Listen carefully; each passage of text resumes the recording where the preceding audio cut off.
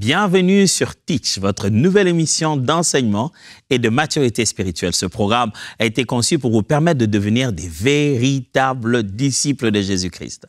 Vous savez, vous serez capable à travers cette émission de connaître la parole de Dieu, vivre la parole de Dieu, imiter Christ à travers la parole de Dieu, car un disciple accompli est comme son maître. On a commencé depuis le début de cette semaine à apprendre sur la puissance de la parole de Dieu. On a commencé d'abord à se dire c'est quoi une parole dans la Bible quand on dit parole. Après avoir établi ces bases, on a commencé à étudier les attributs de la parole de Dieu. Aujourd'hui, j'étais tellement pressé à dire aujourd'hui, vous avez senti, hein? Aujourd'hui, là, tout de suite, je suis très excité parce qu'on va apprendre des mots en grec et tout ça là, ça va être vraiment intéressant. Il y a 2 mots en grec qui sont traduits par parole en français. Et j'aimerais qu'on les exploite dans les minutes qui vont suivre et vous allez voir combien c'est intéressant. Alors, let's teach. Grandissons ensemble. Lorsque la Bible est traduite, surtout le Nouveau Testament, d'ailleurs le Nouveau Testament, est traduit de la langue grecque. À l'époque, le grec qui ont conquis une grande partie de l'Europe, et de cette grande partie qu'on appelait à l'époque l'Asie. Ce n'était pas l'Asie d'aujourd'hui, mais ça s'appelait aussi l'Asie. Les Grecs ayant conquis cette partie, y ont imposé naturellement leur langue, le grec. Et il y avait bien sûr les Grecs académiques, les Grecs aussi, je veux dire les Grecs de la bourgeoisie. Mais il y avait aussi ce grec qui se parlait dans la rue, qui était très facile à apprendre, que ces étrangers pas habitués à cette langue pouvaient aisément parler. C'était donc le grec que tout le monde parlait pour, vous savez, vendre et acheter. Et ce grec-là, ça s'appelait le koiné. Ça me rappelle un peu la fois où ma femme et moi, nous sommes allés en Chine. Elle devait aller faire des achats. Elle est partie.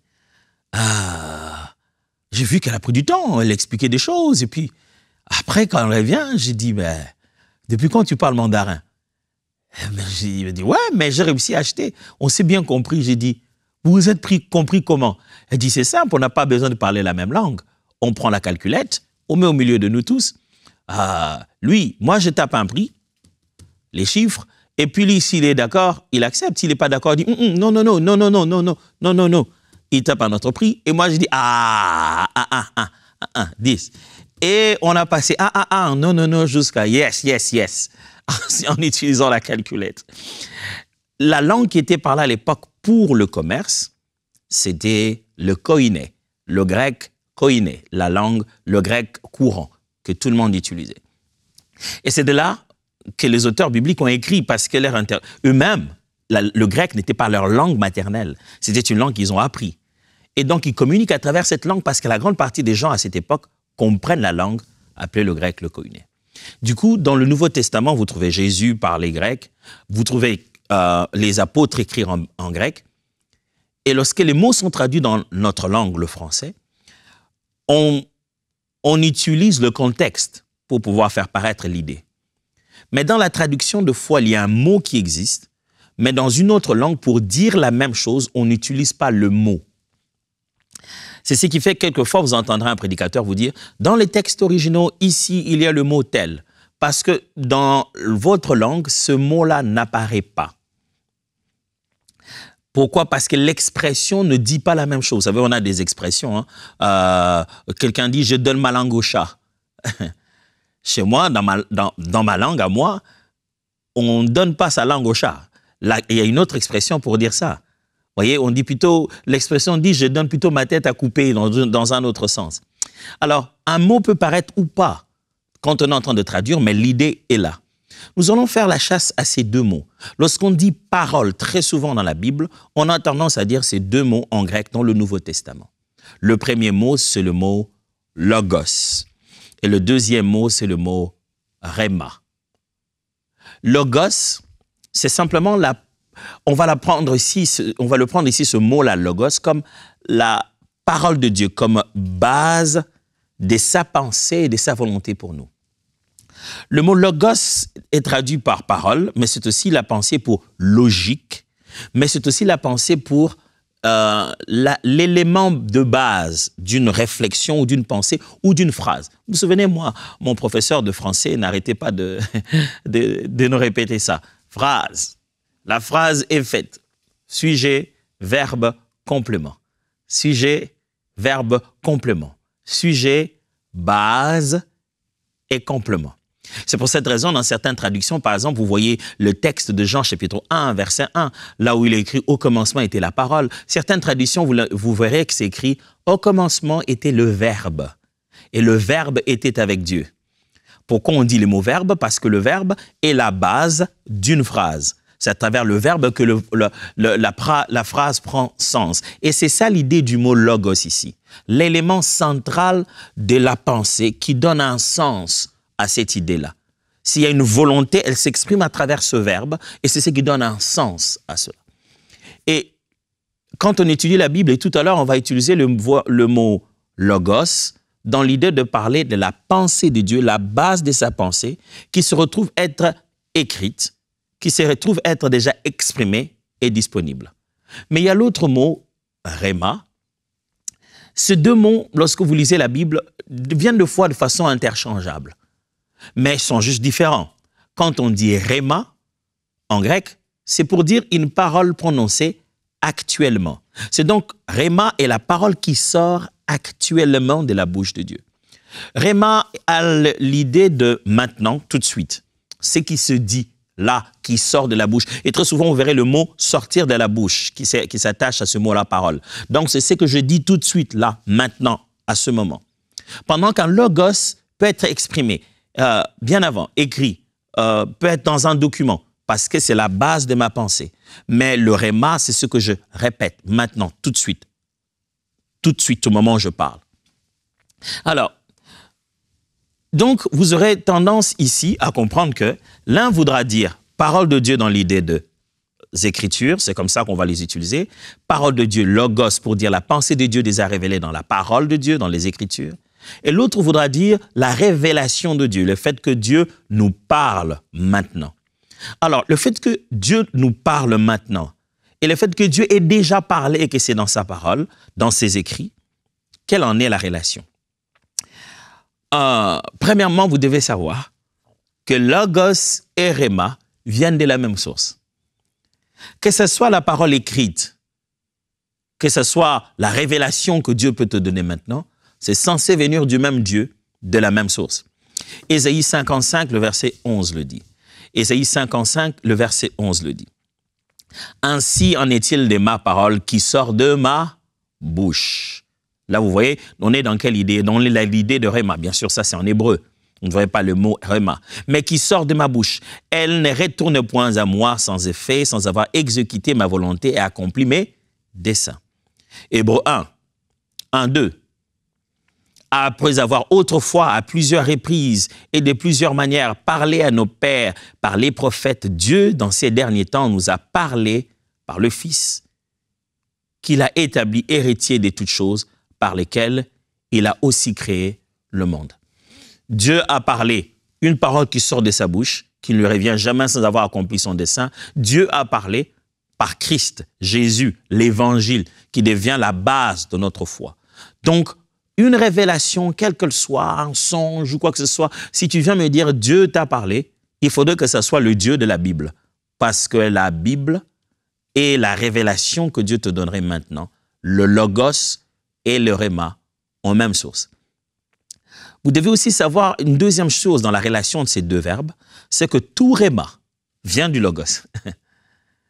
Toute révélation, toute parole dite à propos aujourd'hui, disant que c'est la parole de Dieu qui nous a parlé, ça vient de ce que Dieu a déjà dit dans les Saintes Écritures. Galates chapitre 1, versets 8 à 9 dit. Galates chapitre 1, versets 8 à 9. Mais quand nous-mêmes, quand un ange du ciel annoncerait un autre évangile que celui que nous avons prêché, qu'il soit anathème.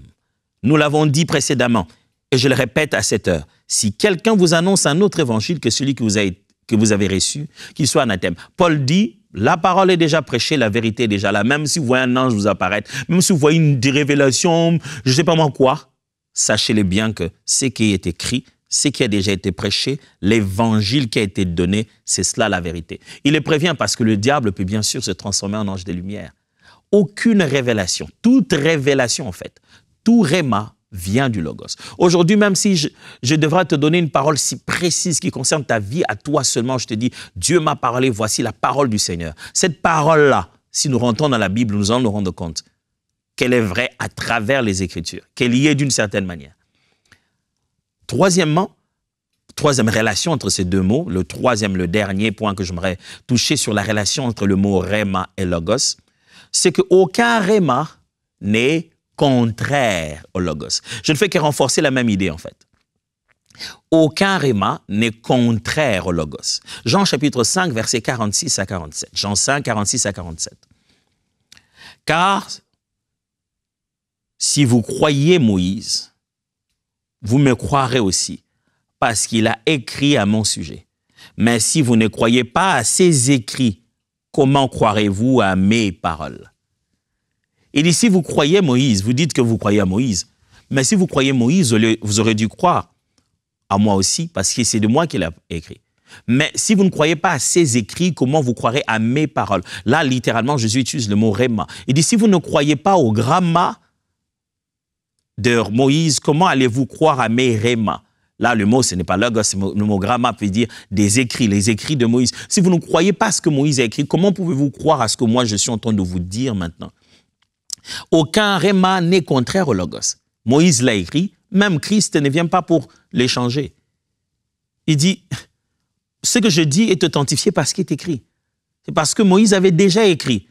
Si vous croyez à ces choses, vous êtes censé croire à ce que je suis en train de dire aujourd'hui. Parce que je ne contredis pas ce qui est écrit. Et lui-même le disait tout haut, je ne suis pas venu abolir, je suis venu accomplir. J'ai pensé qu'aujourd'hui, on pouvait ensemble étudier quelques particularités du Rhéma. Puisque pendant cette semaine, on est en train de parler de la puissance de la parole de Dieu. Je voulais relever ici les éléments de puissance de la parole de Dieu prononcée maintenant, dite à propos. Pourquoi j'ai dit ça? Parce que le logos n'est pas une mauvaise chose.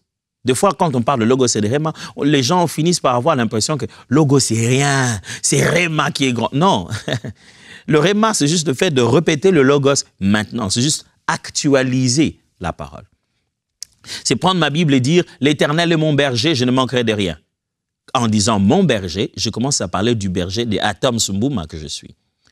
Je ne dis plus l'Éternel est berger de David, je dis l'Éternel est mon berger. J'ai actualisé cela. Et cette parole devient vérité pour moi, comme si Dieu la sortait de sa bouche aujourd'hui. Parce que c'est du logos que vient le Rhéma. Et quelques autres paroles d'encouragement que le Seigneur pourrait me donner dans une situation pour me montrer qu'il est mon berger, ne fait que confirmer le fait qu'il est réellement le berger dans les Saintes Écritures. Mais je veux quand même vous dire un certain nombre de choses qui apparaissent si clairement derrière le mot Rhéma quand vous en faites l'étude dans la Bible. Vous serez étonné, vous ne verrez pas toujours le mot parole, mais je vous préciserai qu'à cet endroit-là en grec, il y a le mot Rhéma. Premièrement, rien n'est impossible au Rhéma. Frère, quand la parole de Dieu est prononcée, quand Dieu vous donne une parole, elle sort avec une telle puissance que rien n'est impossible à la parole. Dans Luc chapitre 1er, versets 37 à 38, un événement exceptionnel a lieu. L'ange vient visiter Marie et lui annonce la naissance de Jésus. Luc chapitre 1, 37 à 38. Rien n'est impossible à Dieu. Marie dit, je suis la servante du Seigneur, qu'il me soit fait selon ta parole. Et l'ange la quitta. L'ange lui a dit, rien n'est impossible à Dieu. Ça, c'est le français. Je vous avais dit au début. Quelquefois, dans la traduction, on ne retrouve pas de mots. C'est le français qui a cette expression qui veut dire « rien n'est impossible ». Mais dans le grec, les mots « rhéma » à l'intérieur. Littéralement, on traduirait ceci, ça c'est la version 1910 de Louis II, mais on traduirait ceci « aucun rhéma de Dieu n'est vide de puissance ». Dit « aucune parole de Dieu ne peut être dite sans rien faire ». C'est ce que ça veut dire. Aucune des paroles de Dieu ne peut être dite sans rien faire. C'est pourquoi Marie dit qu'il me soit fait selon ton rhéma, selon ta parole. Quand Dieu te donne une parole, il actualise sa parole qu'il a dit, mais il te la donne à toi aujourd'hui, maintenant. Tu dois savoir, rien n'est impossible à la parole de Dieu. Quelle que soit cette chose difficile qu'il t'a dite, rien n'est impossible à la parole de Dieu. Deuxièmement, Le réma finit toujours par s'accomplir. Si Dieu t'a donné une parole, elle est si puissante que rien ne l'empêchera de s'accomplir. Ça finira toujours par s'accomplir. C'est le cas d'un homme qui attendait depuis longtemps, qui attendait que Jésus arrive. Et sa mort était conditionnée. Le monsieur voulait bien mourir, mais sa mort était conditionnée. Luc chapitre 2, versets 25 à 31. Luc 2, 25 à 31. Et voici, il y avait à Jérusalem un homme appelé Siméon. Cet homme était juste et pieux. Il attendait la consolation d'Israël et l'Esprit Saint était sur lui. Il avait été divinement averti par le Saint-Esprit qu'il ne mourrait point avant d'avoir vu le Christ du Seigneur. Il vint au temple poussé par l'Esprit et comme les parents apportaient le petit enfant Jésus pour accomplir à son égard ce qu'ordonnait la loi, il le reçut dans ses bras, bénit Dieu et dit « Maintenant, Seigneur, tu laisses ton serviteur s'en aller en paix, selon ton réma, car mes yeux ont vu ton salut, salut que tu as préparé devant tout le peuple. » Il a attendu, mais ça finit par s'accomplir. Je ne sais pas quelle est cette parole que Dieu t'a donnée, quelle est cette promesse, cette vérité à laquelle tu t'accroches. Je voudrais te dire qu'autour de toi, tout peut te sembler être différent, comme si les choses n'évoluaient pas. Mais le réma finit toujours par s'accomplir. Demandez à Siméon, c'est le jour où il touche le bébé. Tout le monde voit juste un bébé qu'un monsieur a touché. Mais si on pouvait voir le visage de Siméon, on sentirait, wow, cet homme est en face de la parole faite chair pour lui. Le réma s'est accompli. Je prie pour vous, afin que ces rémas de Dieu dans vos vies finissent par s'accomplir. Troisièmement, le réma garde toujours un mystère. Quand la parole de Dieu est prononcée, quand Dieu sort une parole de sa bouche, même quand on croit avoir tout compris, il y a toujours un mystère. Parce que personne ne peut, au moment où la parole est sortie, dessiner exactement les scénarios de son accomplissement. Impossible. Tu ne peux pas dire, Dieu m'a dit ça, donc ça se fera comme ça, à 12 heures à l'entrée à gauche, quand je vais venir, la personne viendra. Non, non, non. On sait certaines choses sur certaines choses que Dieu nous a dit. Mais il y a toujours une partie qu'on n'a pas compris, qu'on n'a pas saisie à 100%. Dieu sait que quand il sort sa parole, de fois, elle est remplie de différents sens. Elle contient un mystère. Et le réma contient toujours ces mystères-là. Luc chapitre 2, versets 48 à 50. Quand ses parents le virent, ils furent saisis d'étonnement et sa mère lui dit « Mon enfant, pourquoi tu agis de la sorte avec nous? Voici ton père et moi, nous te cherchons avec angoisse. » Il leur dit « Pourquoi me cherchez-vous? Ne savez-vous pas qu'il faut que je m'occupe des affaires de mon père? » Mais ils ne comprirent pas ce qu'il leur disait. Le mot là, ils ne comprirent pas son réma. Jésus a parlé. Il a dit une chose à plusieurs séances. Mais les parents n'ont pas compris. Bon, les enfants aussi, hein. Viens, on part. Quelles affaires de papa que tu t'occupais? Moi, je suis ici. Ils n'ont pas compris de quel père il parlait, de qui il était en train de parler. Le mystère restait là. Je me dis toujours, à quel moment Marie a eu besoin de raconter cette histoire aux disciples pour qu'ils puissent être capables d'en parler aussi comme ça à Luc? Je crois que c'est après qu'elle ait compris en se disant, oh, ouais, quand il parle du Père, c'est pour ça quand il avait 12 ans, il nous parlait de cette affaire du Père. Luc chapitre 9, verset 45 plutôt. Luc 9, 45. Mais les disciples ne comprenaient pas cette parabole. Elle était voilée pour eux, afin qu'ils n'en eussent pas le sens. Et ils craignaient de l'interroger à ce sujet. Les disciples ne comprenaient pas cette parole. Les disciples ne comprenaient pas ce réma. Jésus a fini de parler, il a donné une parabole, il a dit une parole, les disciples sont là en train de se regarder. Toi, tu as compris ce que ça veut dire? Non, non, non. Bon, il veut dire quoi au fond? Le réma garde toujours un soupçon de mystère à l'intérieur. Même celui qui le prononce ne connaît pas tout. Prenons un autre exemple. Luc chapitre 18, versets 31 à 34. Jésus prit les 12 auprès de lui et leur dit, « Voici, nous montons à Jérusalem. Et tout ce qui a été écrit par les prophètes au sujet du Fils de l'homme s'accomplira. Car il sera livré aux païens. On se moquera de lui, on l'outragera, on crachera sur lui, et après l'avoir battu de verge, on le fera mourir. Et le troisième jour, il ressuscitera. » Mais ils ne comprenaient rien à cela.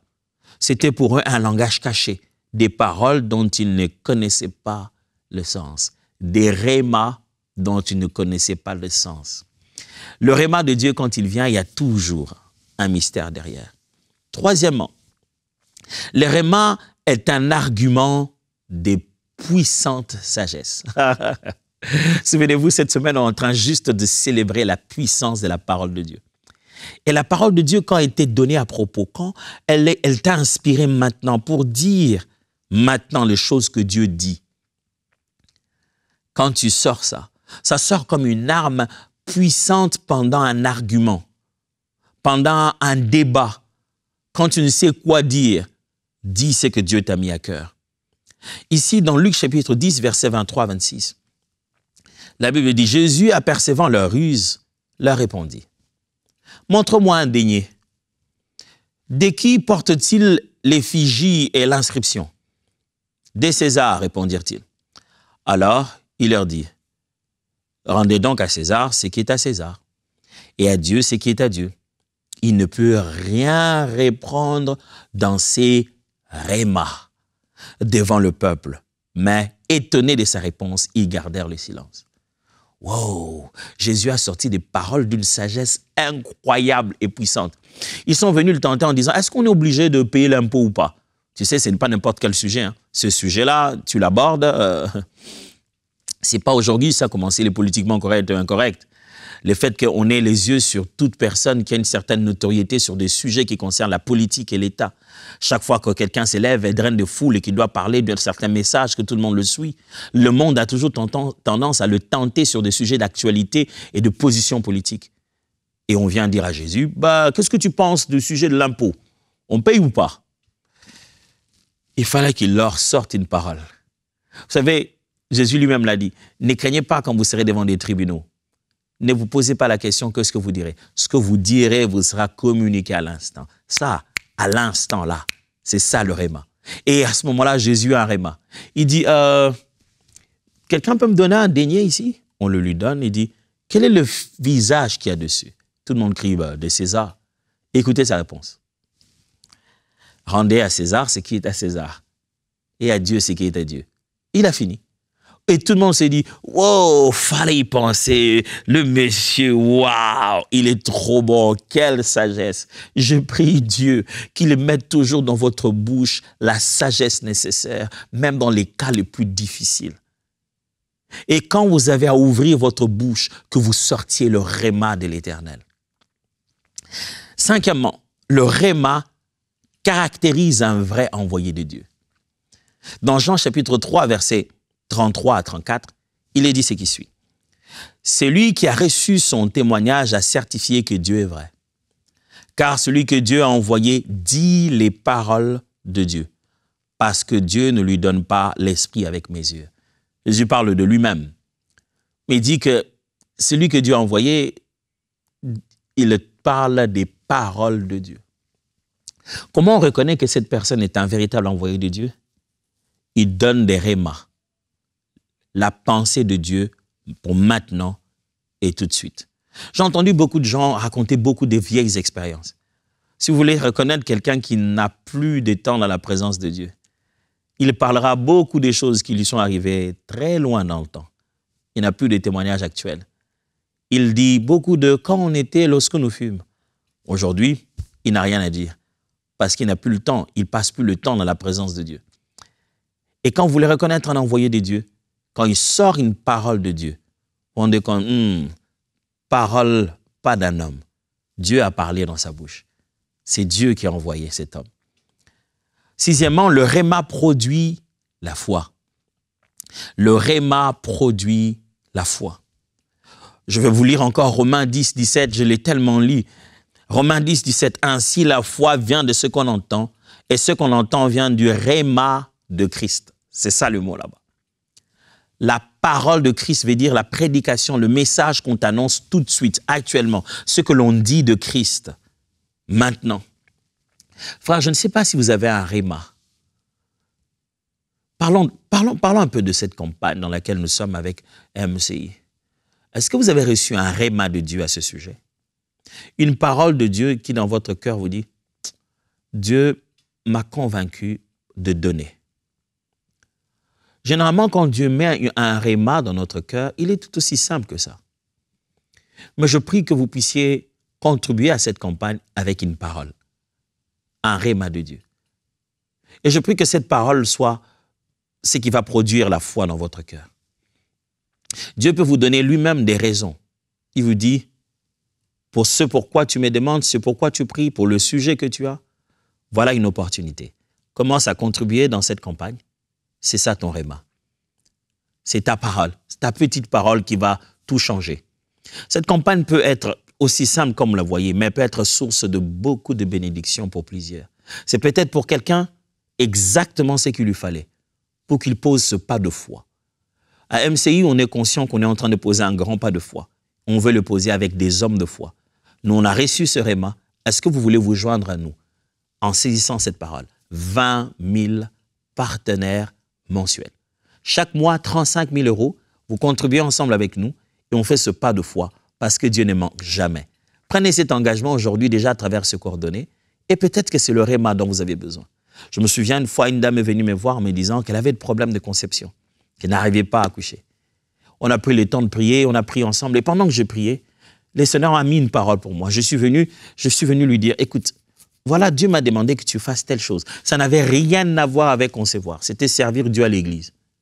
Mais Dieu veut que tu le serves dans telle chose en particulier. Elle dit, oui, j'ai commencé à y penser à un moment, mais c'est passé comme ça. Je lui dis, je ne sais pas comment t'expliquer quel est le lien ça a à voir avec la fécondité. Elle a commencé à servir, le mois qui a suivi.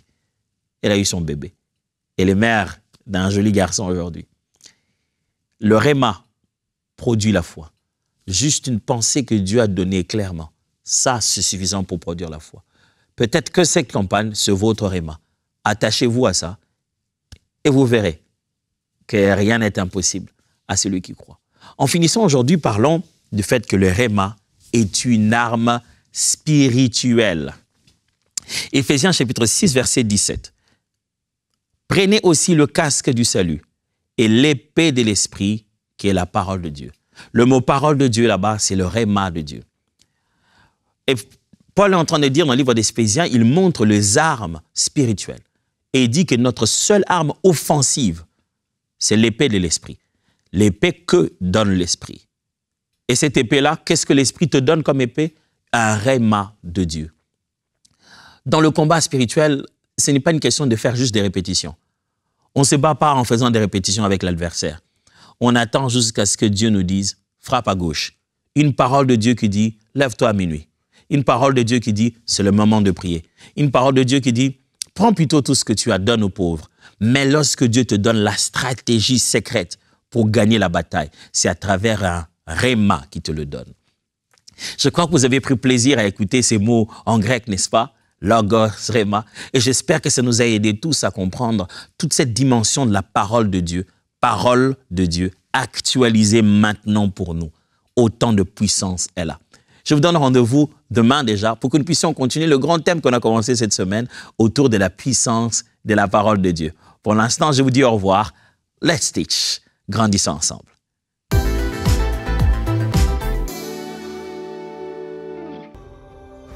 Dès maintenant, faites partie des 20 000 partenaires mensuels qui porteront la vision de MCI et qui l'amèneront encore plus loin. Pour faire votre don, rendez-vous sur emcitv.com/20 000.